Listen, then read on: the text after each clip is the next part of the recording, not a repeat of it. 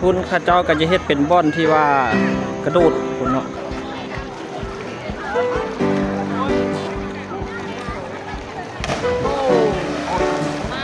จุดที่น้ำออกมาทุกคนเนาะโอ้กะ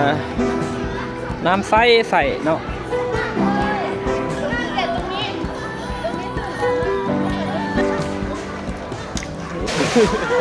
เฮ้ย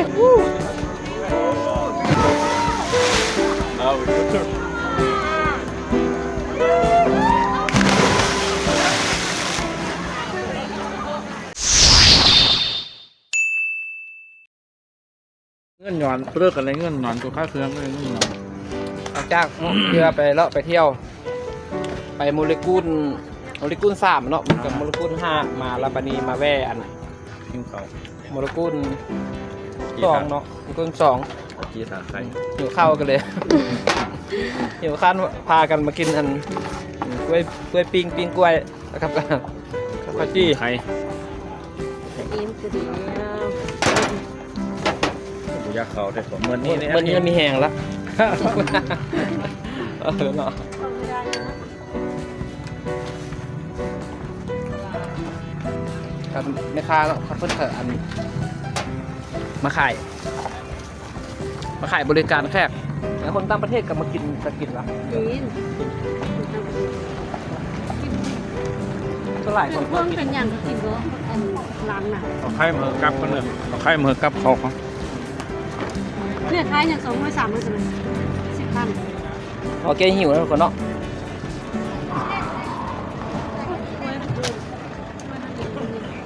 หลังจากที่อันว่ากินปิ้งข้าวจี้อิ่มแล้วก็จะพาทุกคนไปเบิ้งเนาะเบิ้งอันอ่างว่ายน้ำอ่างลอยน้ำ แม่เอาไงในนี้เอาต่อ วิ่งแข้งเมือง กลับไป บ้า ปี นนี่ กลับไปปีใกล้ก่อน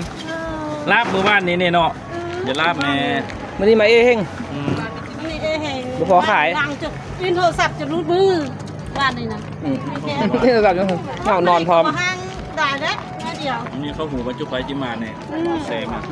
ขันหัวมีลายซีซั่น มาครับ แค่คนกำลังมาทุกคน ไทยเนาะมาครับมันยศ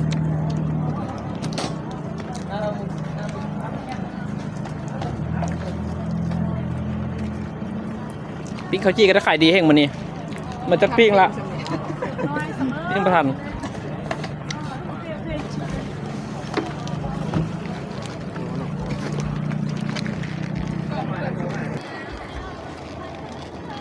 ี่ตังอ่ะนางได้หนัก ร้านเนี้ยผสมกัน กินมัวเลย ปิ้งคือได้หมด 15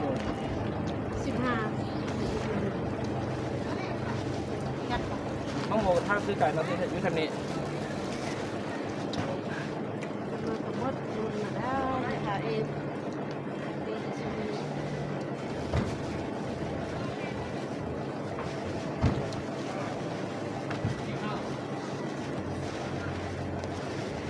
เองแน่เลยเนาะ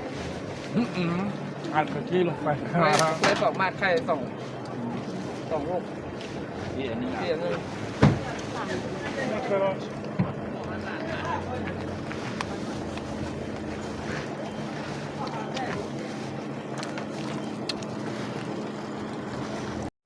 หลังจากที่กินอาหารอิ่มแล้วทุกคนกายอย่าพาทุกคนไปเลาะต่อเนาะไป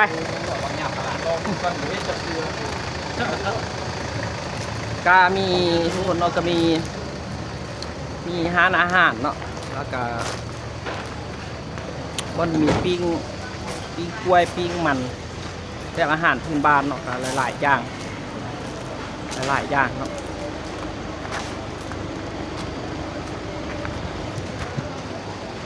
โอ้มีวัดติต่อได้คุณ คือว่าตัวโมเลกุล2นี่ก็ถือว่าเนาะเพิ่นก็ได้อันรางวัลเนาะรางวัลการพัฒนาการท่องเที่ยวเนาะถือว่าเพิ่นได้รางวัลได้ทุกคน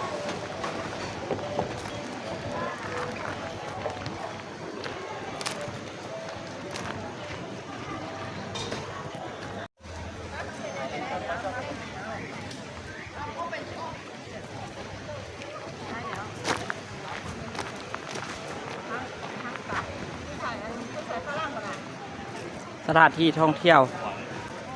อ่างหลวงเป็นสถานที่พักใจของทุกคนก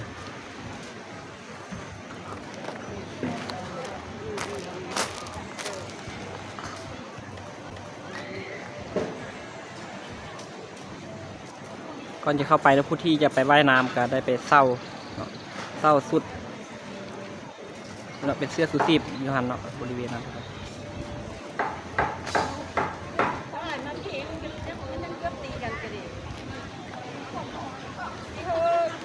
ส่วนนั้นก็จะเป็นห้านอาหาร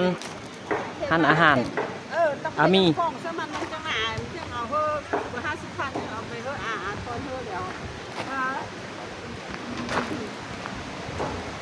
ยินดีต้อนรับสู่แหล่งท่องเที่ยวธรรมศาสตร์ทำอ่างหลวงโอนเนาะ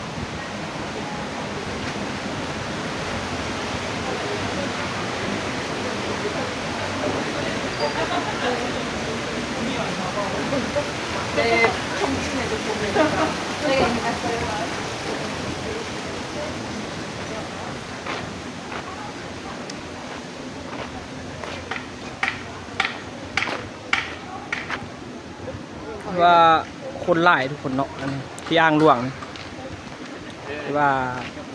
อากาศดีธรรมชาติดีทุกคนนี่นะง่ายข้าม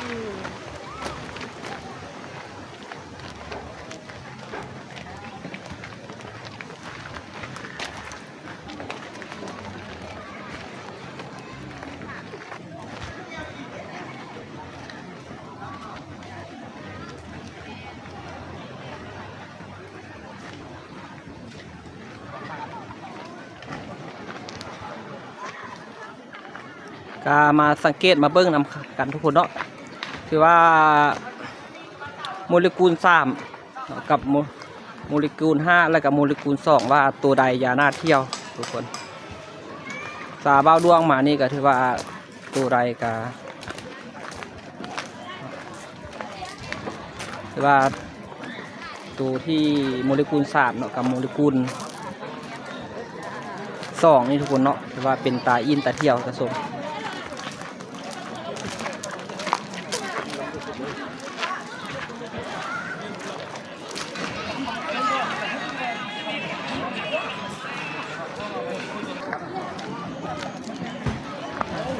กดไลค์ทุกคนเนาะมาเบิ้งโซนนี้ก่อนแล้วค่อยกลับไปเบิ้งโซนทางเบื้องหลัง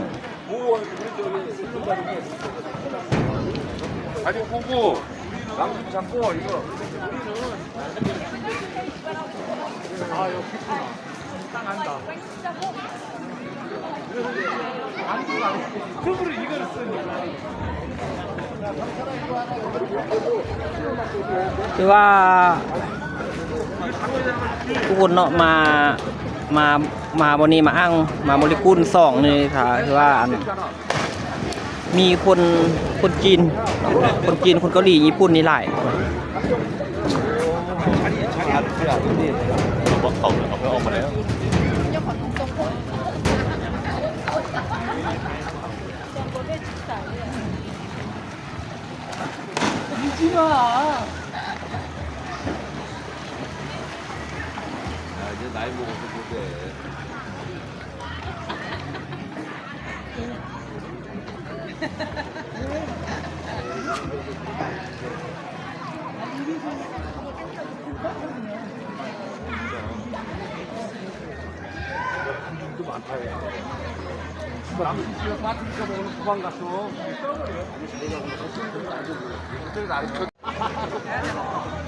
야, 태원아 안 되었어? ถือว่าคักหลายทุกคนเนาะคุ้มค่าที่มาเที่ยวมาชม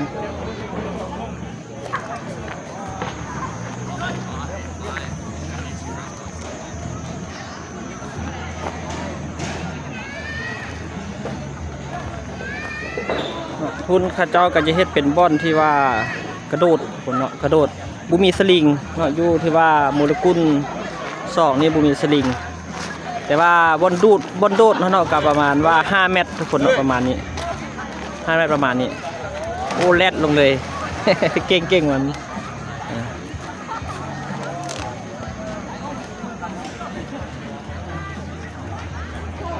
คนหลายทุกคนโมเลกุล2อ่างว่ายน้ำ2อยู่ที่เมืองวังเวียง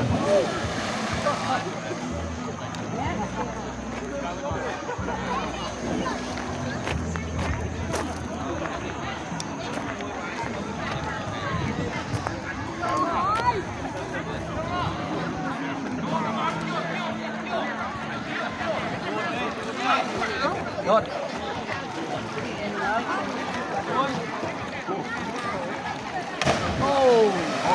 มาได้มาได้ทุ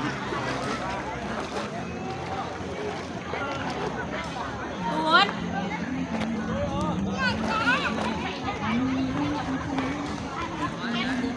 คักหลายทุกคนเนาะโอ้ตัวนี้คนไล่หลายเลยนี่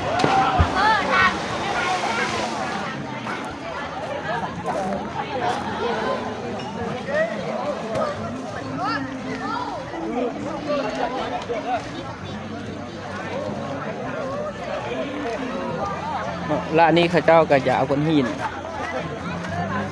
เนาะมาฝังไว้นี่หรือว่ามันตั้งมีบอกว่าอย่างไรกระเบิ้งเนาะแม่นไผ่เนาะมายืนว่ามืออยู่หัน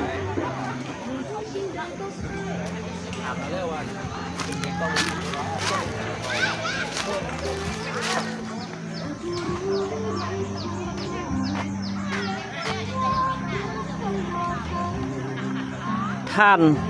ทุกคนเนาะท่านเพียบุษดีผู้ที่นำพาลูกหลานมาสร้างตั้งบ้านนาม่วงคนทมิตรและใส่ซื่อแหล่งแห่งนี้ว่าอ้างหลวงจนกลายมาเป็นสถานที่ท่องเที่ยวอ้างหลวงถือว่าเนาะถือว่าอยู่ที่อ้างหลวงนี่ก็ถือว่าผู้นำพาเนาะก็คือเพิ่นนี้เนาะก็คือเพิ่นเป็นผู้ปั้นไว้เนาะเป็นท่านเพียบุษดีผู้ที่นำพาลูกหลานเนาะมาตั้งบ้านอยู่บ้านม่วงนี่ละกาเนาะพัฒนาอ้างนี่ถือว่าเป็นแหล่งท่องเที่ยว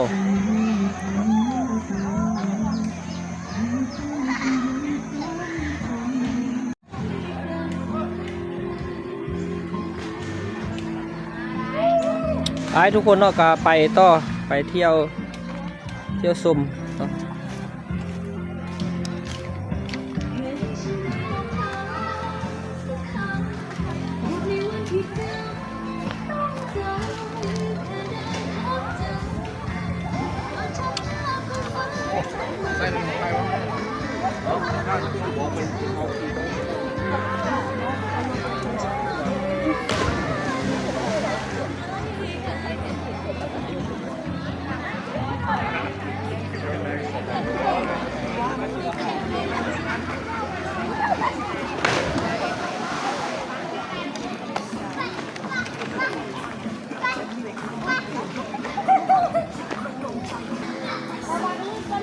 จุดที่น้ำออกมาทุกคนเนาะปูกะน้ำใสเนาะน้ำใสดีเองทุกคน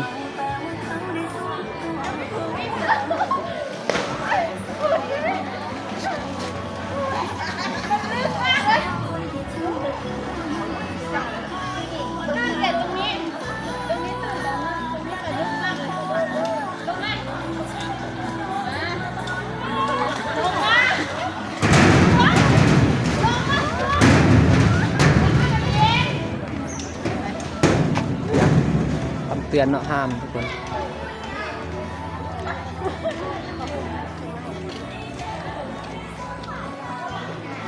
เบื้องจุดที่น้ำออกก่อนทุกคนเนาะคือว่าไซส์ดีทุกคนเนาะห้ามลงลิ้นน้ำบริเวณนี้เนาะห้ามบ่ให้ลิ้นเนาะ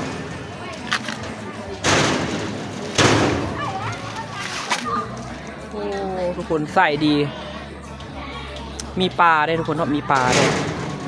ออกมาจากตีนเข่าทุกคนตีนผายแห่งนี้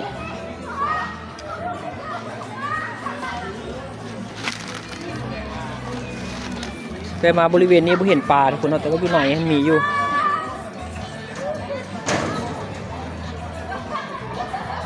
งามหลายทุกคนคือว่าอ้างบริเวณนี้งามหลายเป็นตาเที่ยวอยู่เด้อทุกคน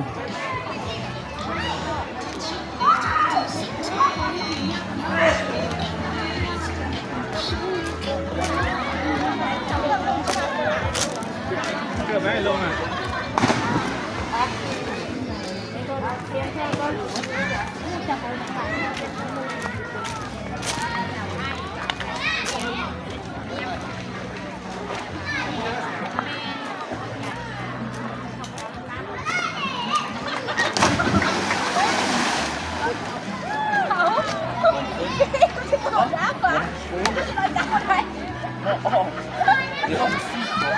วิโรดวะฮัน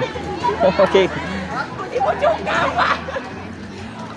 อะไรกันไม่กินหัวใจเลยพี่ มาดวงจะพาทุกคนไปเบิ่งมุมสูง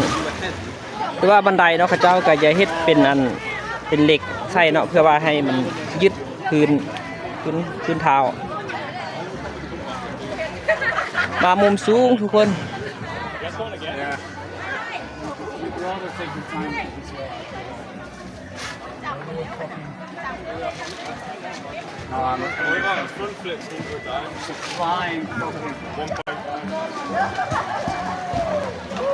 โอ้โห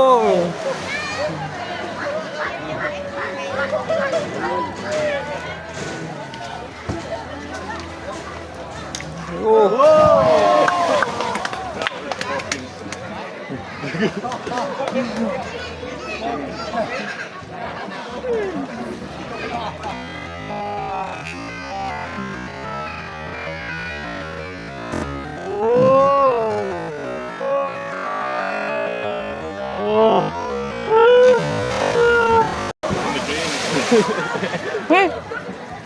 Go first. Good. You. Too scared.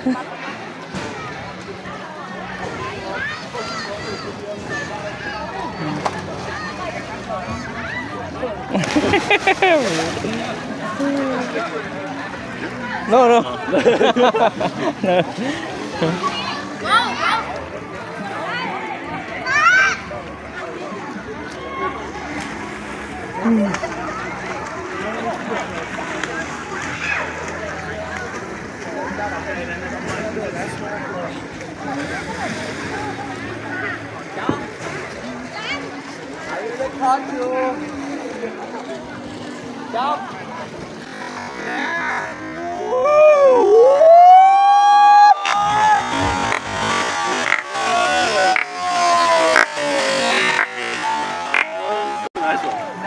He took it slow. I want to do the slowest backflip I can. Just barely landing it. like just dropping yourself or Basically. Yeah, you could fall off. Do a fall off one. oh yeah do a dramatic Yeah, but you have to You need to tuck your. tuck your knees in. You could do a back dive. No. that's sketchy So sketchy, man. Especially from this height. I can do it from like 1 meter or something. Yeah. And then still it's like, oh. That's the. ตีลังกาลงเลยวะ Trusting yourself. ยีตีลังกาบอก Forward, forward, and then pop it at the last second. Bro, that's front flip into dive was That was so clean. very clean. It's too high. I mean, on a springboard, I'd be fine. More like momentum. And with this one, bro, it's so high. You can fall.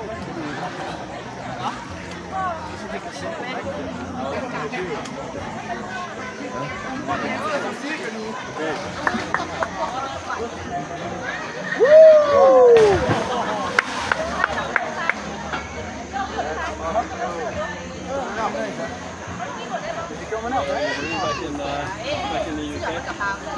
Well, I've just traveling 6 months and then going to Australia to work there.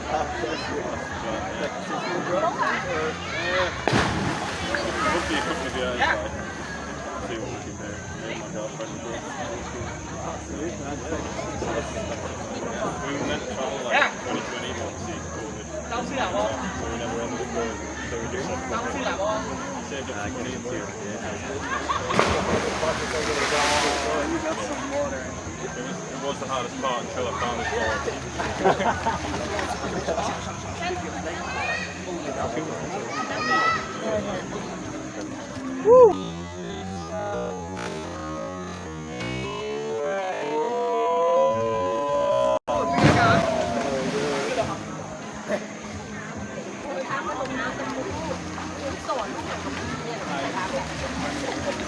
Now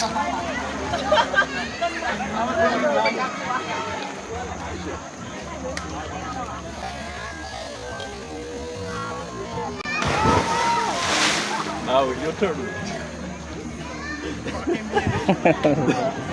I'm honestly I'm my own biggest enemy. I can't do it. Yeah, it's really just form. Yeah. And the rotation. And then tuck. Well, Or just walk off.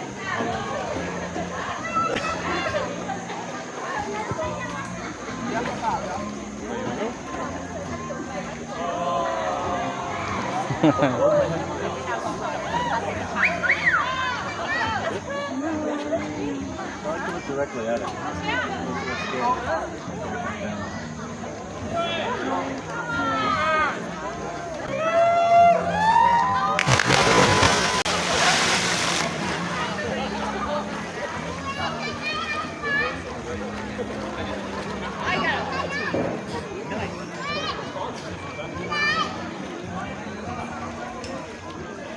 นะครับทุกคนเนาะ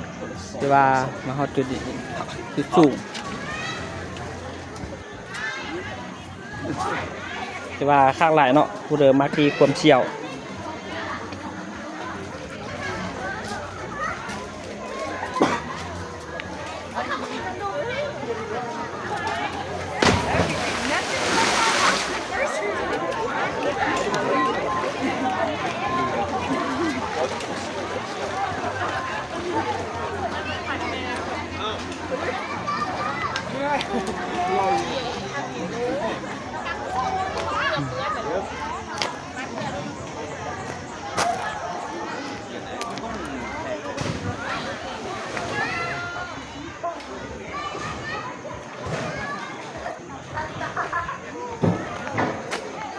คือว่าคนมาเที่ยวหลายทุกคนเนาะคนมาเที่ยวหลาย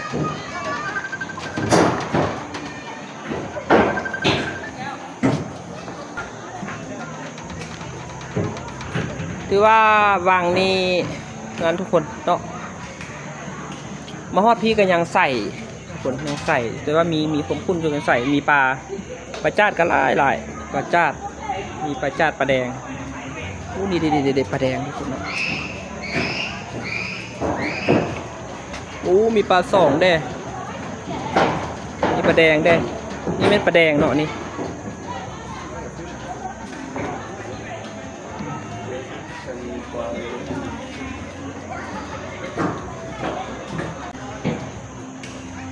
ก็ตองว่าเป็นตะเที่ยวเนาะทุกคนบนสถานที่กับน้ำเย็นน้ำก็เย็นแล้วก็มีคนมาเที่ยวหลายธรรมชาติอยู่บริเวณนี้ดีมีที่ว่าจะเป็นเดินเป็นลานนะทุกคนเนาะเป็นเดินเป็นลานเป็นเดินหญ้าให้นั่งให้นอนตากแดดอาบแดดที่บริเวณนั้นทั้งหลายเป็นเดินกวางน้ำก็สะอาดคนมาหลาย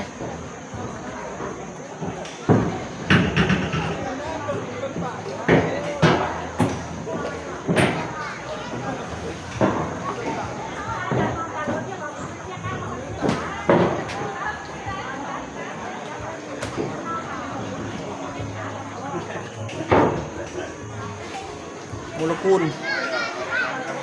กับที่ว่าอยู่ที่บ้านม่วงอยู่ที่บ้านม่วงเมืองวังเวียงแขวงเวียงจันทร์สปป.ลาวเด้อทุกคนอยู่ที่บ้านม่วงเนาะบ้านม่วงเมืองวังเวียงหรือว่าอย่างอีกเนาะคนอย่างอีกโมเลกุลหนึ่งเนาะที่ป้าตองจะพาทุกคนไปซุ่มเนาะในคลิปต่อไปคลิปนี้พามาเบิ่งมาซุ่มโมเลกุล3เนาะแต่ว่ามาแล้วกันว่าคุ้มค่าเนาะคุ้มค่าที่เข้ามาเบิ่งมาชมแล้วก็ผู้ที่เข้ามาเบิ่งคลิปเนี่ยคือว่าคุ้มค่าเน็ต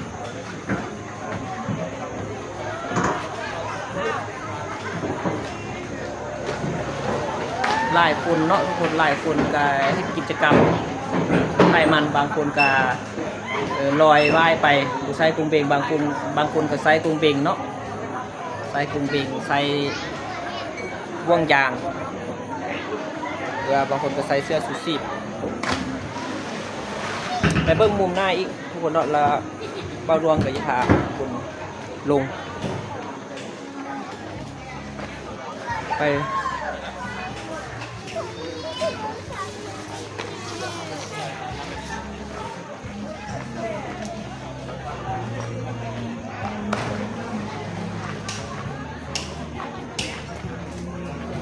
เบิ่งศูนย์พูดเนาะเบิ่งศูนย์ทางนานี่บ่ฮู้ว่าเป็นยังไงเนาะครับคนบ่หลายอยู่แต่ว่ามีเนาะมีหลายคนก็เป็นคนลาวนี่เขาเจ้าแบบว่าอันมาตั้งเนาะมาตั้งเต็นท์มาตั้งนั้นแล้วก็กินดื่มอยู่บริเวณนี้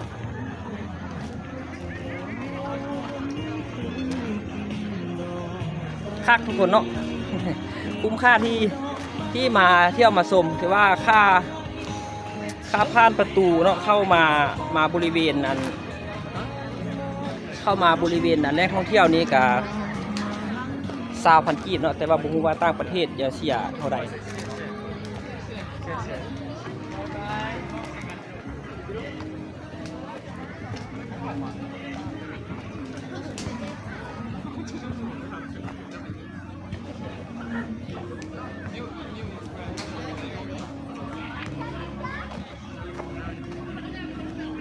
แต่ว่ามาโซนนี้ทุกคนมาโซนนี้การคุณก็จะบ่หลายเนาะผู้ที่ว่ามาเงียบสงบกับเขาเจ้าก็จะมาอยู่โซนทางข้างล่างนี่เนาะหรือว่าโซนทางเบื้องขวาคนทางข้างนั้นแล้วแม่นคนหลายเนาะคนหลายแล้วก็พาเฮ็ดให้นาน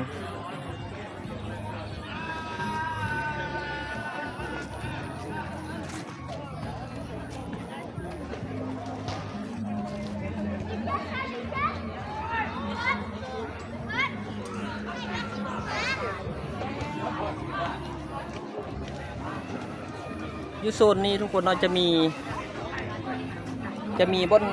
หุ่นสลิงได้ทุกคนเนาะเอาอภัยเด้อทุกคนขากองนี่แม่มันลุ่มๆเนาะที่ว่าเห็นภาพสั้นก็ขออภัยทุกคน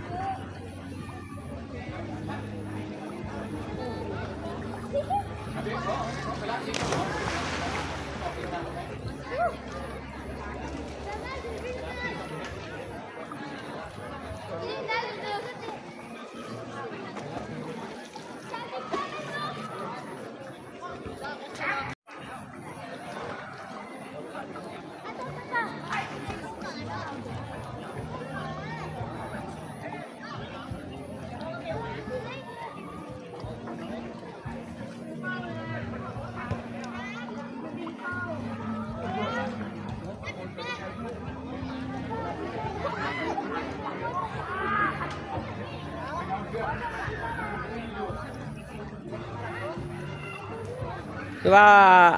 อันนี้ก็จะเขาเจ้าก็จะเนาะต้อน้ำที่ว่ามาจากอ่างที่1เนาะมาเป็นอ่างตัวที่2ตัวที่1ก็อยู่ตัวน้ำตัวที่ออกก็ส่วนนั้นทุกคน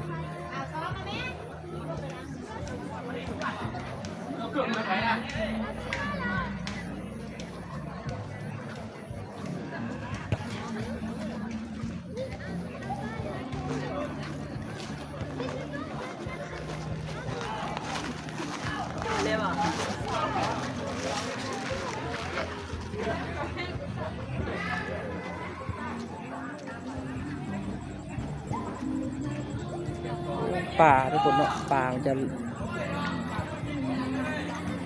แต่ว่าป่าจะมีหูเนาะมันจะเที่ยวไปเที่ยวมาบริเวณนี้ได้ป่ามันกินปลาสอก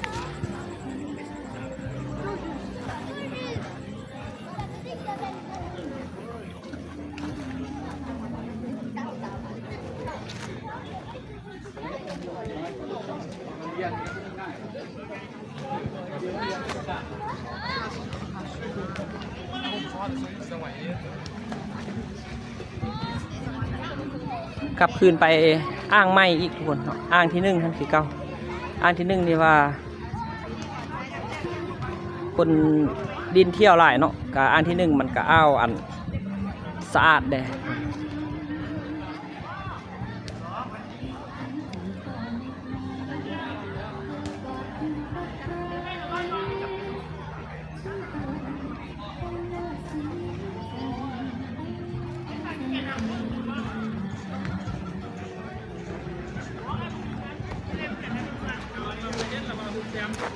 ฮู้บันเด้อ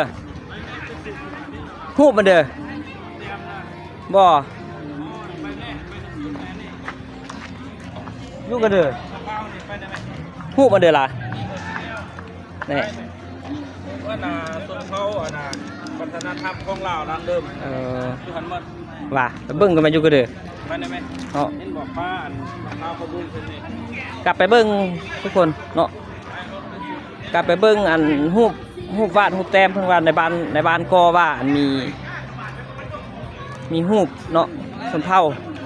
อยู่ข้างหน้าเพิ่นก็ไปเบิ่งนำกันทุกคนเนาะเมื่อกี้บ่าวดวงก็ว่าอย่าออกไปละแล้วก็พอดีอันทางในบ้านก็เพิ่นว่าไปเบิ่งรูปปั้นก่อนแม่คือว่าพระเจ้าอันปั้นไว้งามเนาะคอดรูป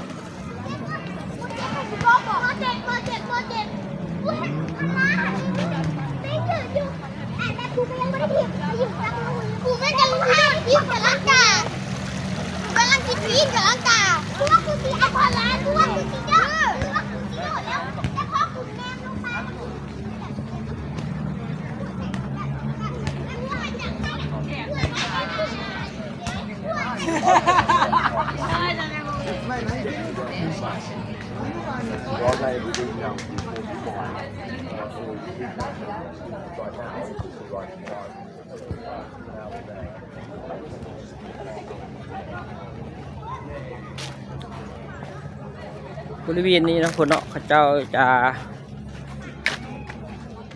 วาดรูปไว้คิดว่าเขาคอดเนาะเขาเจ้าแต้มรูปเนาะเป็นเอกลักษณ์ของชนเผ่า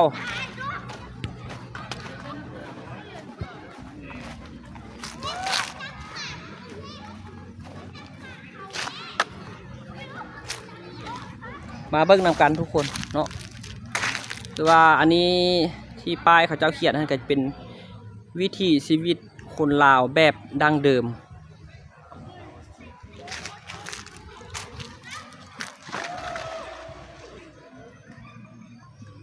คือว่าเนาะสร้างที่มาวาดรูปนี่ก็คือว่าสวยงามหลายเนาะการนี้บุฮูว่าเป็นสถานที่เพิ่นแสดงบอกหรือว่าจังใดมีขี้บนลูนมีขี้บนลูนวาดเบื้องขวาสุดขี้บนลูนแล้วก็มีทุ่งนาหรือว่าให้บอกเขาเหลืองเนาะแล้วก็มีอาชีพผู้เฒ่าคนจักสานปั้นหูบทอไฟอันนี้ก็จะเป็นชนเผ่าลาวลุ่มเนาะอันนี้แล้วก็จะเป็นหูบสามชนเผ่าทุกคนเนาะถือว่าอันทางนี้จะเป็นเผ่ามงอยู่บนขวาสุดคนเครื่องกลางก็จะเป็นอันเผ่าลาวลุ่มเนาะแล้วก็เผ่าลาวแล้วอันตัวเบื้องซ้ายสุดนี่ก็จะเป็นเผ่าอันกึมมุเนาะก็จะแบบเสื้อผ้ากับลักษณะแบบนี้ทุกคน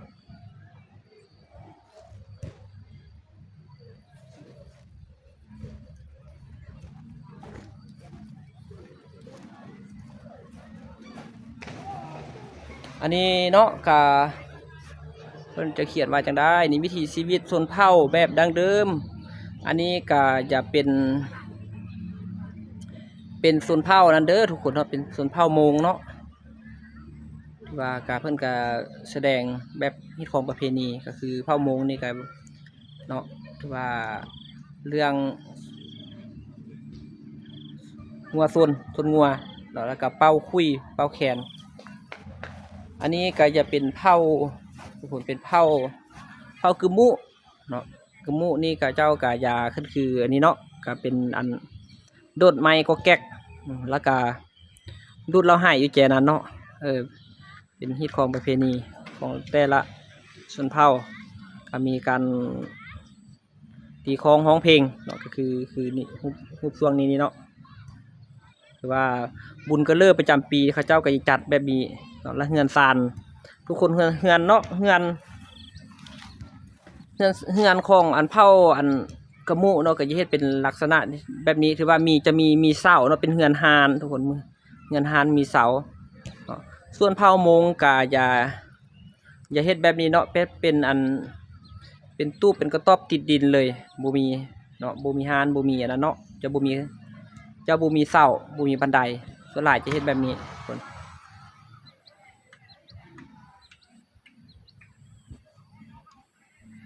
ที่เห็นทางหน้าเมื่อกี้เนี่ยทุกคนเนาะเห็นที่แรกท่านกับพระตองกับบ่ได้อันอธิบายละเอียดก็คือเผาเนาะเผาละลุ่มทุกคนก็อย่าเนาะแบบนี้เนาะเบิ่งอันซ้ายสุดเนาะทุกคนเนาะก็อธิบายไปซ้ายสุดนี่ก็ถือว่าการนึ่งข้าวเป้าไฟก็จะดังใส่หม้อใส่เตาแบบนี้ใส่หม้อนึ่งแล้วก็ใส่หวดเนาะมีการเลี้ยงเป็ดเลี้ยงไก่แล้วก็ตำข้าวแล้วก็เฮ็ดนาทุกคนเฮ็ดนาตีด้วยมือตะกี้เพิ่นสมัยตะกี้เนาะแล้วก็เป็นเฮือนฮานแบบนี้ทุกคนเป็นเฮือนฮานลักษณะแบบนี้เป็นเฮือนแป้นทุกคนคนหลายเผาเราลุ่มเลยไปเฮ็ดฝาแม่แป้นเนาะลักษณะแบบนี้กาเป๊บคล้ายคืออันเฮือนเผาคือมุเนาะกาเป๊บเป็นเฮือนฮานมีบันไดขึ้น